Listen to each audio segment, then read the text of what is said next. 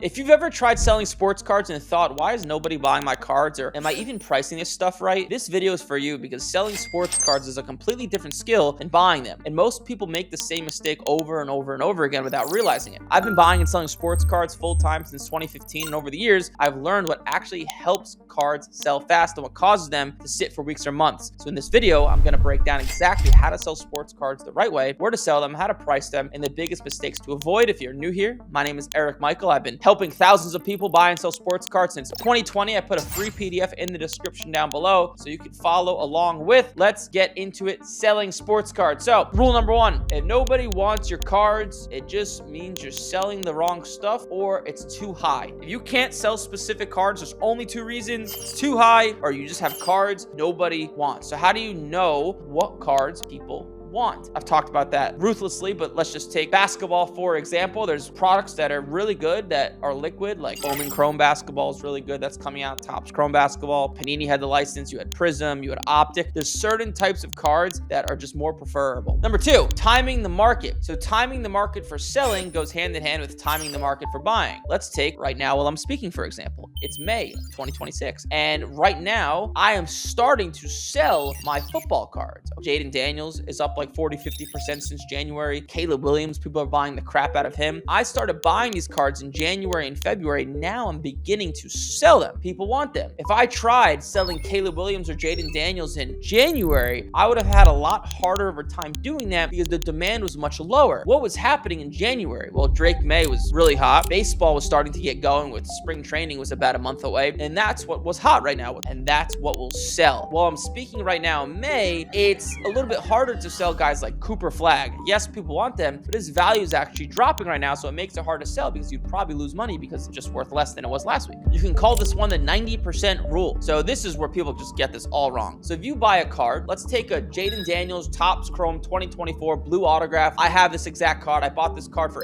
$800 at a card show in January. Today, this card is probably worth about $1,300. I would say there's no sales, but it's probably worth about $1,300. Now, what do most people do when they make money on a card before they sell it?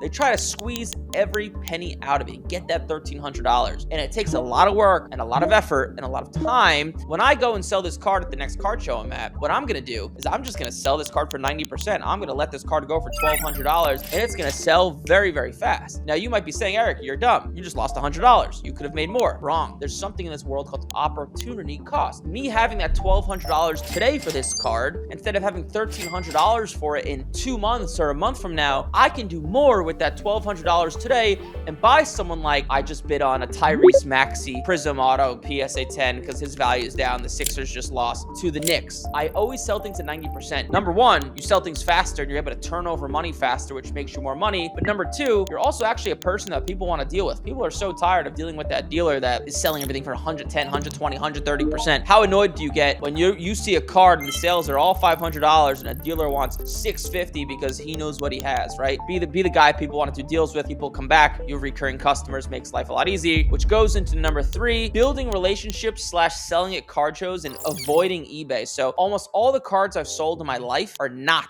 on eBay. A lot of card shows, a lot in Facebook groups. People always ask me, where's the best place to sell cards? It is one of the most common questions I get. I can just tell you it's not eBay because they take a 13% fee. The best place to sell cards is the people in your contact list. So you must build relationships. It's hard to do that on eBay. Facebook groups and especially card shows and getting people's phone numbers are some of the best ways to do business. So when you have cards ready to sell, you can just text people and say, hey, do you want this card? And boom, they'll just Zelle you or Venmo you, and the deal's really easy because they've done business with you and you don't incur any fees because you've transacted before and they trust you. That's the proper way to sell cards. Number one, if you can't sell stuff, there's only two reasons. It's either overpriced or you have stuff nobody wants. Number two, timing. Number three, selling things at 90%. Not everything needs to sell at 90%. There's cards I get way over 100% for, but just having the mentality and flipping cards fast is what's going to make you more money in the long run. And lastly, selling at card shows, Facebook groups / building relationships and getting people's phone numbers. Best place to do business. Hopefully this video made sense. There's a free PDF down below in the description.